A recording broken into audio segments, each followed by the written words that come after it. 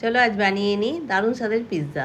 কাপে গরম জল, চিনি আর ইস্ট সমান মাপে দিয়ে মিনিট করে ভিজিয়ে রাখলাম। ময়দাতে ভালো করে ময়ান দিয়ে আর ভিজানো ইস্টটা দিয়ে ভালো করে মেখে নেব। একটু তেল বুলিয়ে আধ ঘন্টার জন্য এটা ঢাকা দিয়ে রেখে দেবো। ময়দাটা ভালো ফুলে গেছে, এবার লেচি করে নেব। এবারে ভালো করে বেলে নেব।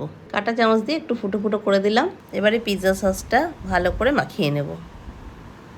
এবারে পিৎজার মধ্যে গ্রেটেড চিজটা ভালো করে ছড়িয়ে দিলাম।